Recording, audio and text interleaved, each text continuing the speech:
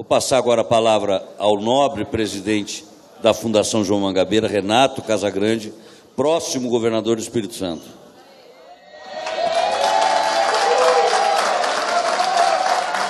Vou transferir o tiro de vocês todo para o Espírito Santo. Tá? Muito bem, obrigado, professor Gessé.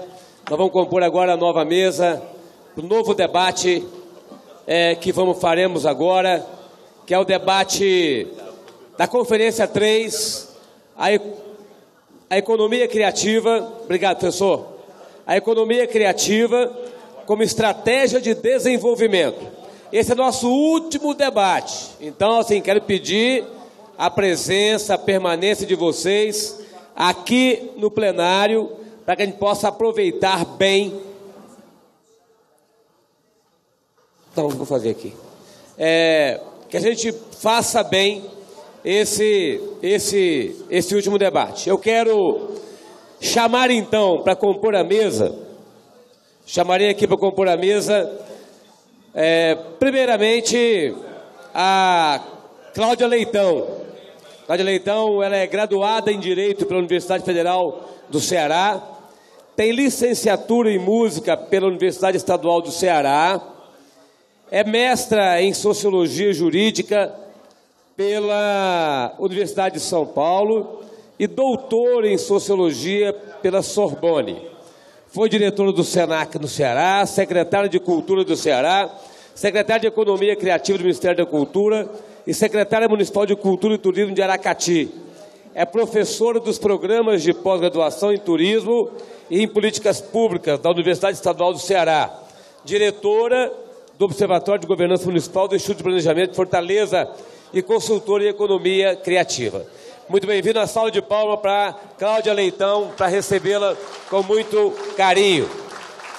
Também quero chamar nosso companheiro, ex-deputado federal, dirigente partidário, Domingos Leonelli, publicitário, ex-deputado federal, ex-secretário de Turismo da Bahia, presidente do Instituto Pensar, consultor da área de Economia Criativa, tendo coordenado os trabalhos de elaboração do Plano Estratégico de Economia Criativa do Estado de São Paulo, autor do livro Uma Sustentável Revolução na Floresta, coautor, juntamente com Dani de Oliveira, do livro Diretas Já.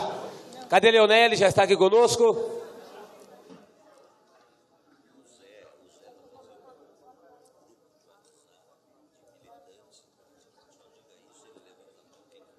Ok.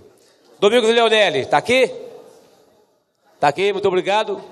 Seja muito bem-vindo, meu amigo Domingos Leonelli. Tá? E vai compor bem a nossa mesa. E também vai participar conosco aqui Luiz Carlos Prestes, especialista em economia da cultura. Luiz Carlos Prestes, filho de Luiz Carlos Prestes, né? Então nosso está aqui, já está aqui presente. Muito obrigado, senta aqui ao meu lado aqui, Luiz Carlos. Obrigado pela sua presença. Aqui está o Zé, levanta a mão, está fazendo um grupo de WhatsApp aí, para militância aqui, Zé, mais um grupo, né? Mais um grupo de WhatsApp, já é o 25º, né, de WhatsApp. Quem quiser participar do grupo, você dê o nome e o telefone ali para o Zé. Obrigado a todos vocês. Vamos começar então. A tendência aqui são 5 horas da tarde. 5 horas da tarde. Doutora Cláudia, podemos começar com você? Podemos? Então assim, nós vamos começar com a apresentação da nossa colaboradora Cláudia Leitão. Nós estamos aqui imaginando que cada pessoa aqui tenha falado nas outras conferências uns 30 minutos. Mas vocês sabem que a última conferência sempre tem um prejuízo de tempo. Então a referência é 30 minutos, não vamos perder na qualidade. Mas se puderem fazer em 20, é igual aquele negócio de roupa, né? A gente puder fazer em 20, ótimo. Mas fiquem na referência de 30, sabendo que a gente tem aqui que dar um desfecho ao final.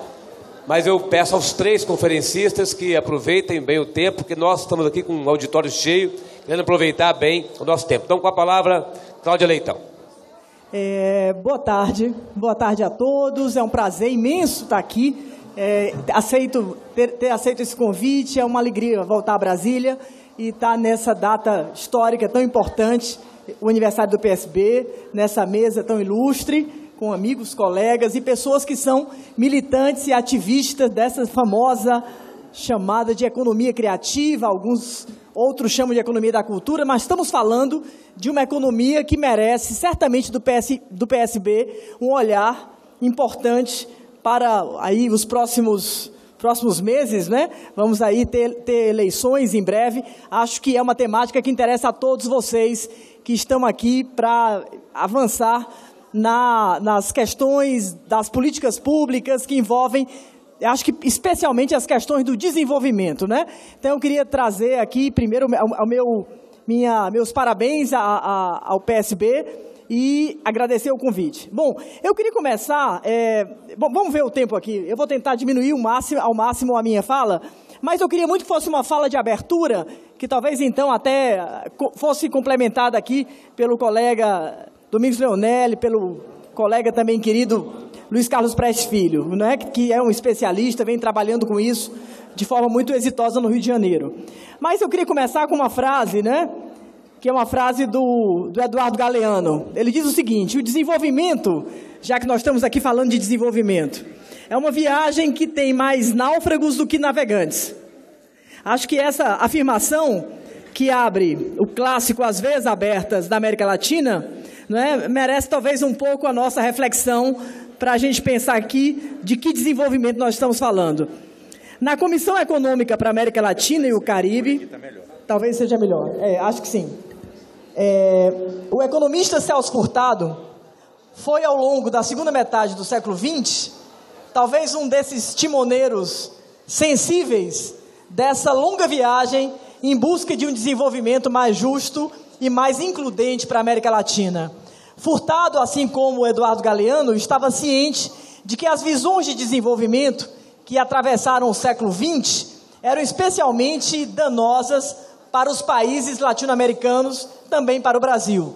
São palavras de Celso Furtado. Acho que atualíssimas.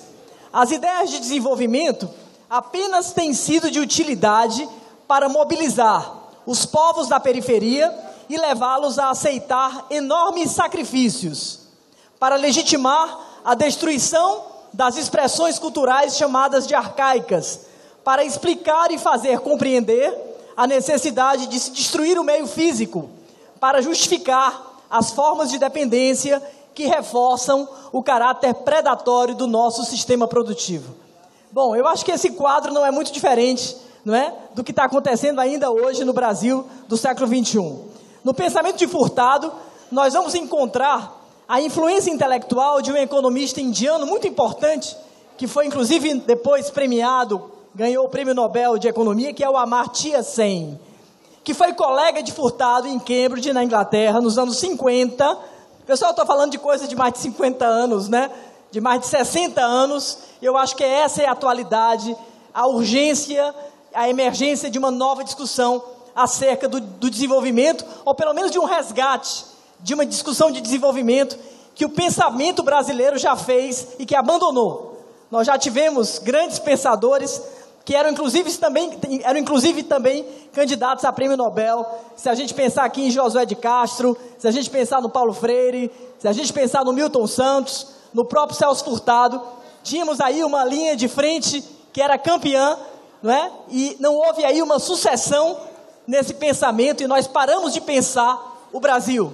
Acho que essa é uma questão que deve afligir certamente o PSB.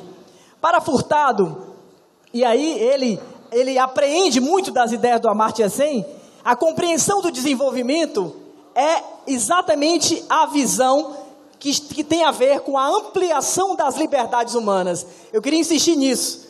Ser desenvolvido é ter liberdade de escolha. Quem não tem liberdade de escolha não é livre. Acho que essa é uma primeira ideia força do que eu queria trazer para vocês. Para Furtado, a política cultural tem por finalidade a liberação das forças criativas da sociedade. Liberdade de criar, portanto, é essencial ao conceito de desenvolvimento e um insumo essencial para qualquer transformação social. Diz Furtado: todos os povos lutam para ter acesso ao patrimônio cultural da humanidade. Esse patrimônio se enriquece sempre. Resta saber, diz Furtado, quais serão os povos que continuarão a contribuir para o enriquecimento desse patrimônio e quais serão aqueles que vão ser relegados ao papel passivo de simples consumidores de bens culturais adquiridos de forma exógena. A frase de Furtado é hamletiana. Ele diz: ter ou não ter direito à criatividade? Eis a questão. Então, se nós vamos falar de economia criativa, nós primeiro vamos ter que falar sobre direito à capacidade de criar. Quem tem direito à criatividade? Quem pode criar? A nossa educação é libertadora? É criadora? Ou é uma educação que nos domestica?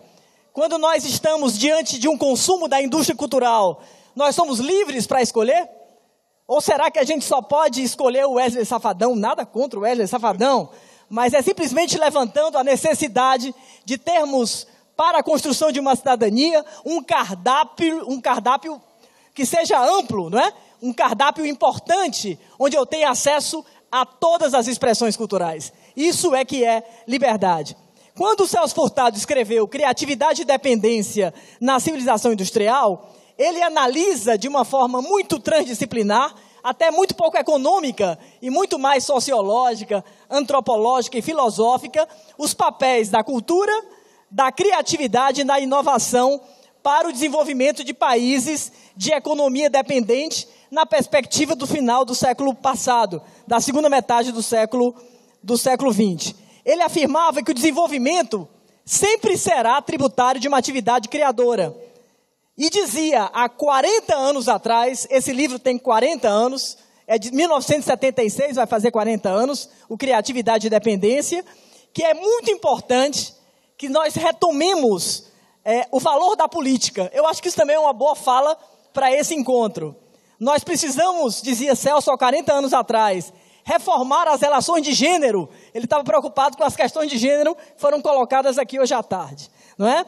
Ele dizia, nós precisamos de uma ecologia. Quando não se falava, não havia partido, não se falava de ecologia, Celso Furtado fala tudo isso relacionando a desenvolvimento nesse livro magistral que comemora 40 anos de publicação.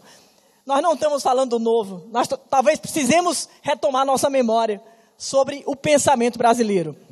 Bom, é impressionante como o Celso, ele não é muito relacionado, ele é muito mais conectado ou lembrado como um homem da economia do que, na verdade, como um pensador da cultura, da criatividade e da inovação. Mas se nós pensarmos nos avanços que a Unesco tem feito, eu falo aqui especialmente da Declaração de Florença, que acontece no ano passado, não, em 2014, no Fórum Mundial, e das palavras, na época, da diretora-geral da Unesco, que é a Irina Bokova, onde ela diz, vitalidade cultural, palavras dela, é sinônimo de inovação e de diversidade. Cultura cria emprego, cultura gera renda e estimula a criatividade. Cultura é um vetor multifacetado de valores e de identidades. Mais que isso, cultura é uma alavanca que promove inclusão, diálogo, uma cultura de paz. Estamos aqui para refletir sobre os novos significados do desenvolvimento no século XXI e viemos falar de uma alternativa que certamente merece a atenção dos brasileiros e das brasileiras, que é a economia da cultura, a economia criativa. Com a transfiguração dos sistemas econômicos cada vez mais dependentes da produção de bens e serviços de alto valor agregado, a cultura e a criatividade, junto com a ciência, a tecnologia e a inovação, passam a ser compreendidos como insumos essenciais na construção do que se chama hoje de soft power dos países, a marca, a imagem, a força do país num cenário internacional. Afinal, do que é que nós estamos falando quando falamos de economia criativa? De uma economia que compreende ciclos de criação, produção, distribuição, consumo e fruição de bens e serviços que utilizam a criatividade e o capital intelectual como insumos primários. Constituem um conjunto de atividades baseadas no conhecimento, focadas, entre outros segmentos, nas artes, que potencialmente geram receitas de vendas e direitos de propriedade intelectual, produtos tangíveis e serviços intelectuais ou artísticos com conteúdo criativo, valor econômico e também com objetivos de mercado. Posicionam-se no cruzamento, portanto, os setores criativos entre a arte, os serviços, a indústria, o lazer, os esportes e o turismo, constituindo, portanto, um setor muito dinâmico e muito alvissareiro no comércio mundial do século XXI. A Unesco destaca esses setores, os organiza, não é, em categorias, mas eu acho que vocês compreendem que quando a gente está falando aqui de conteúdo do audiovisual, nós estamos falando de um setor criativo. Quando eu falo das artes visuais, das artes de rua, das artes cênicas, mas quando eu falo também das criações funcionais, da moda, do design em todas as suas acepções, da arquitetura, da publicidade, do artesanato, da gastronomia, das festas populares, dos aplicativos para os celulares que estão relacionados aos setores criativos, até aos games, eu estou falando de setores criativos que nesse momento estão influenciando positivamente o produto interno bruto de vários países industrializados e que vem crescendo apesar das crises econômicas. Esse é um dado que merece a atenção do PSB. Já não se trata somente de produzir o produto made in, feito ali, mas o produto created in, que tem uma marca, que tem uma identidade, uma marca de território, uma marca de origem, que conta uma narrativa, e aí o valor agregado se coloca. Lamentavelmente, o Brasil, que poderia liderar essa economia no Cone Sul, ainda não ocupou o lugar que lhe é e que lhe seria reservado no cenário internacional.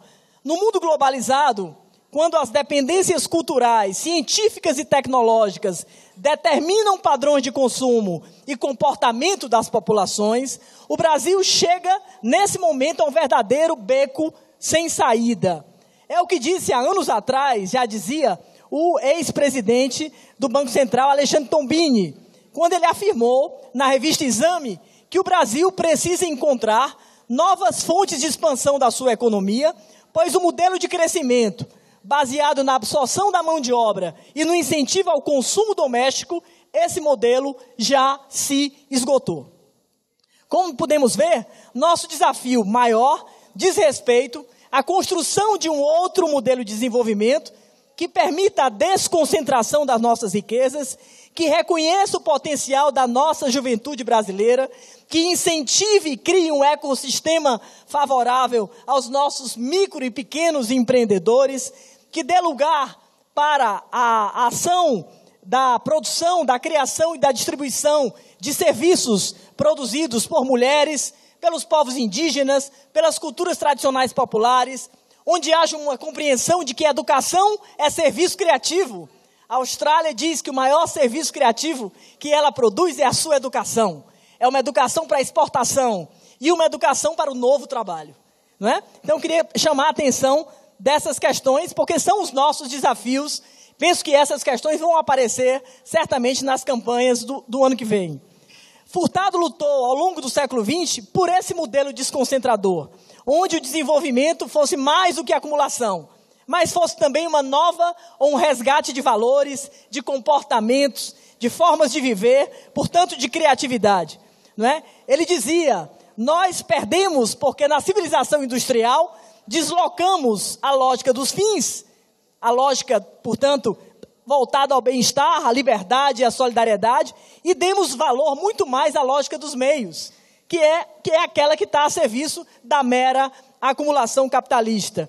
Essa visão do Furtado, ela é profética, porque ele diz, se nós mantivermos esse modelo, nós vamos concentrar renda e riqueza, nós vamos sonegar direitos sociais, nós vamos precarizar o mundo do trabalho e vamos ser subalternos internacionalmente. Eu acho que hoje é a situação exata do Brasil, que ele disse há 40 anos atrás, portanto, profeta Celso Furtado.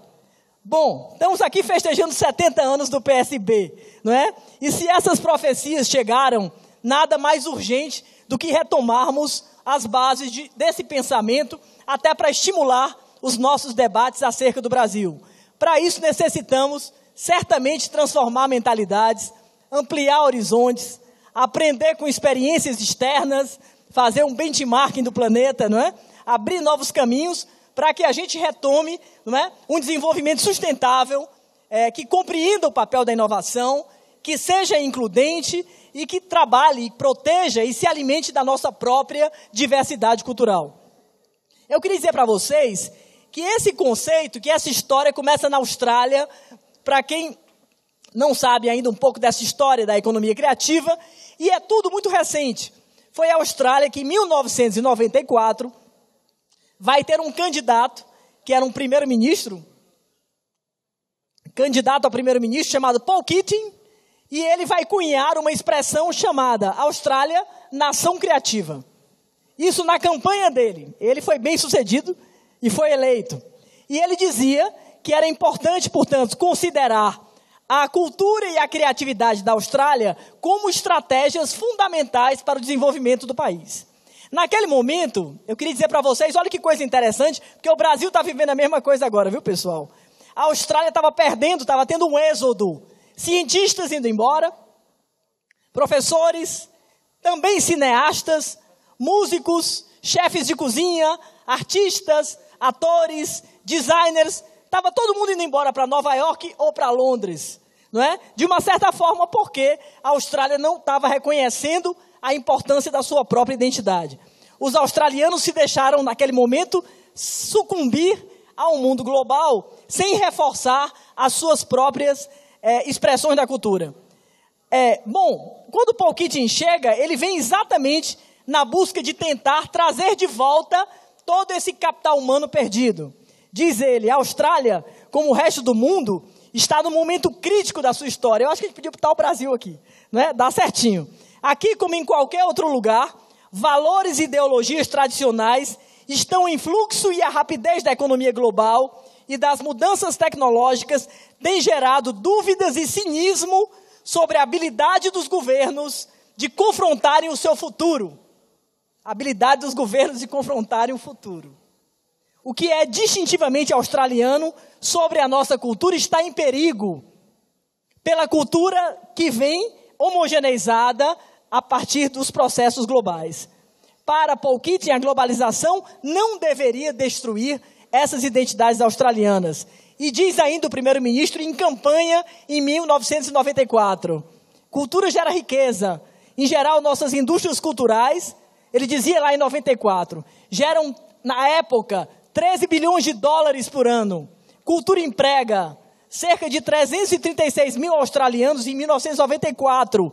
São empregados em indústrias relacionadas à cultura. Cultura agrega valor, é contribuição essencial para a inovação. Não há inovação sem cultura. É um símbolo da nossa indústria. O nível da nossa criatividade determina substancialmente a nossa capacidade de adaptação a novos imperativos econômicos. Essa economia vai gerar novas oportunidades. Eu estive na Austrália em 2010, conhecendo a Austrália Criativa, portanto, muito tempo depois já dessa primeira campanha do primeiro-ministro Paul Keating. Eu descobri coisas impressionantes. Me fizeram a seguinte pergunta, me disseram assim, qual é o vinho, em termos de distribuição, mais vendido no mundo? E eu, com a minha velha tradição francesa, de que morou na França, disse, deve ser o francês, ou será o italiano? E eles me disseram, não, é o australiano. A nossa logística é imbatível. O nosso vinho está sendo distribuído e vendido em todo o mundo. Então, isso é um dado da competência de um país novo, que é muito novo. Nós somos velhíssimos junto da Austrália. É um país que tem 200 anos. A gente se acha jovem. Jovem nada, a gente é velho. Jovem Austrália, ex-colônia, também foi terra de degredados, também viveu todas as agruras que o Brasil viveu. Só que eles são danadinhos, viu? Competentes, preocupados com a gestão e muito sensíveis a essa nova economia.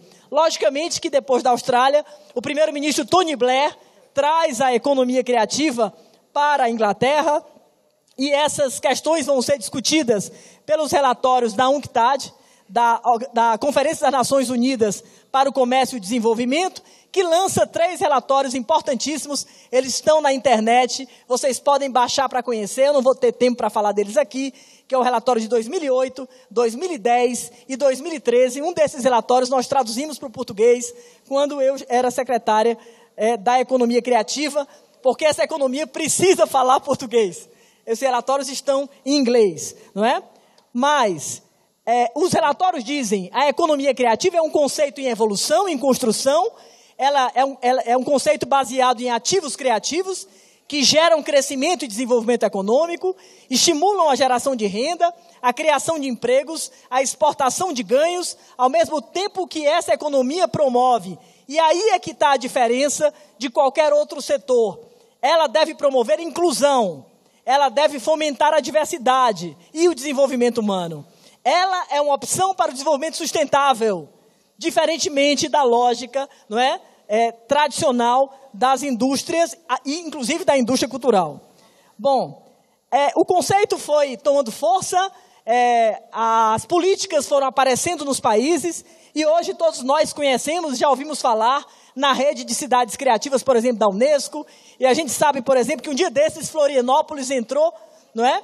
Brasília é candidata, Florianópolis já faz parte da rede, e aí nós temos cidades como Bilbao, Turim, Praga, Helsinki, Sófia, enfim, várias cidades que estão hoje trabalhando de uma forma muito, muito séria na gestão desse ativo, que é o ativo da economia criativa. Bom, o Brasil continua exportando commodities, né? Nós aqui continuamos com um modelo de desenvolvimento voltado à exportação de produtos primários. Uma pena, uma lástima, porque nós jamais conseguiremos avançar. E por isso entramos num beco sem saída, porque nós temos aí um novo trabalho, nós temos a ampliação do setor de serviços, que é uma realidade das sociedades pós-industriais. A economia criativa é uma economia predominantemente de serviços, não é? E para isso realmente nós precisamos estar atentos, não é? Para que a gente possa reverter esse monopólio de uma economia voltada somente ao agronegócio, a história de que o agro é tech, é pop, é tudo e tá na Globo, né? Penso que nós precisamos repensar essa visão. Ora, eu vou dar um dado, imagine, há um programa chamado Europa Criativa. Esse programa tem um dos maiores fundos econômicos hoje, exatamente voltados para a economia criativa. São bilhões de euros voltados para empreendimentos desses setores. Então nós estamos falando de que a própria Europa vai se reinventando. Eu acho que o caso para nós mais afetivo e mais concreto é Portugal. Portugal é um país que tem se reinventado graças à economia criativa. No dia que Portugal olhou para o seu pastel de nata, para o seu pastel de Belém, entendeu que ali havia o início de uma retomada econômica que passa pelas narrativas do fado, dos bondes, das cidades. E tudo isso não se vai para o futuro, como dizia Gilberto Gil, se não se volta às suas raízes, né, amiga Márcia Hollenberg? Isso é a verdade. Não é? Eu tenho ainda mais 2 minutinhos, secretário. Bom, eu vou pular tudo que eu escrevi aqui, porque é um bocado de coisas, mas eu queria dizer o seguinte, não é? A natureza colaborativa da economia criativa favorece muito o Brasil, porque favorece a ação entre pessoas, comunidades, coletivos, empresas, governos, e nós estamos falando de uma sociedade de redes, não é? A economia criativa queima etapas nos processos produtivos. Eu não tenho que esperar que uma pessoa faça uma graduação em medicina ou em direito, mas eu posso incluir uma pessoa dentro de uma rede produtiva com uma formação com menos tempo e com uma atuação já de inclusão econômica. Nesse sentido, a economia criativa importa, ela vale a pena. Ela queima etapas de formações tradicionais e de um velho modelo de desenvolvimento.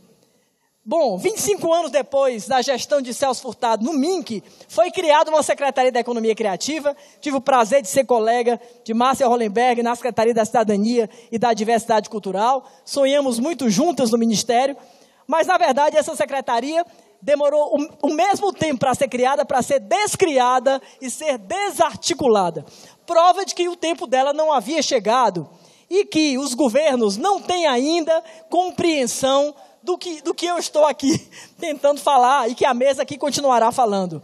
Os desafios continuam, portanto, instigantes. E o pior, sem políticas públicas. Não é? Numa relação em que o empreendedor está solto, ele está no mercado, sem qualquer tipo de apoio, de marcos legais, de linhas de crédito orientados, de formação específica para a gestão, de pesquisa para o setor dele. Estamos navegando às cegas, num mar de oportunidades. É uma pena, porque há tanto a fazer, e esses desafios já poderiam estar sendo vencidos. Perdemos tempo, perdemos oportunidades, mas nunca é tarde, e as coisas sempre podem voltar.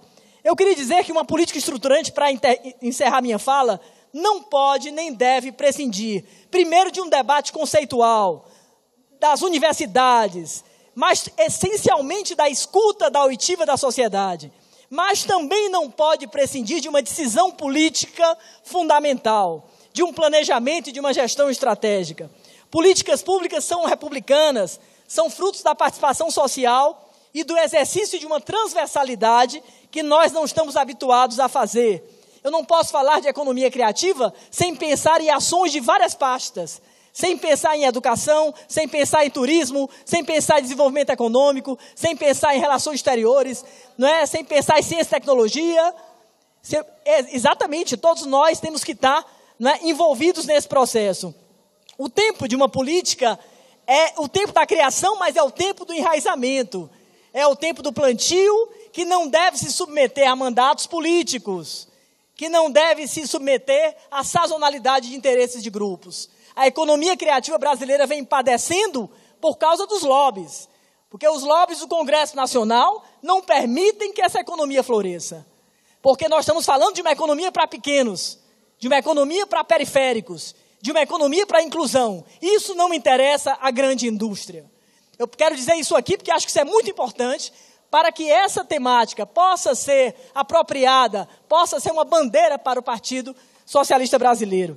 E o que é importante é que as sementes desse Brasil criativo estão brotando, como diriam os portugueses, estão a brotar, não é? Apesar da ausência de políticas, apesar dos governos, são milhões de brasileiros que formal, e grande parte deles informalmente, não tem CNPJ, não tem MEI. Eles não existem para o PIB, eles não existem para o país, mas eles estão trabalhando e sustentando suas famílias com esses setores.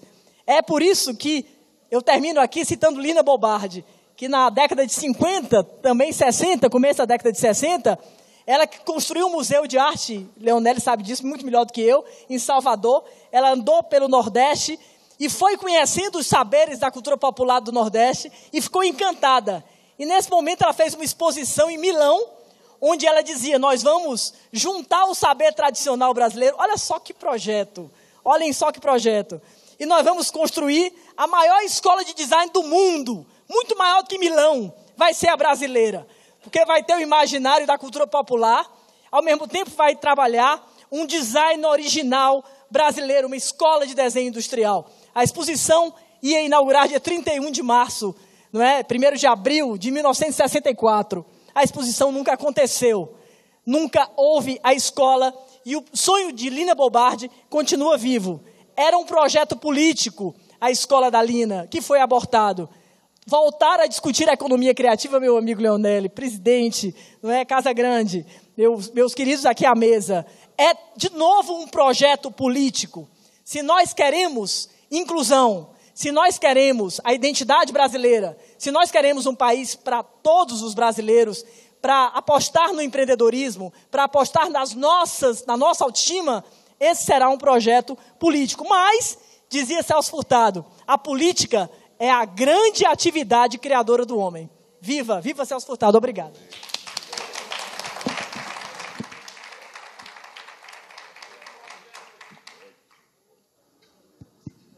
Muito bem, muito obrigado. Obrigado, professora Cláudia Leitão, pela animação, veemência e competência. Tá? Obrigado.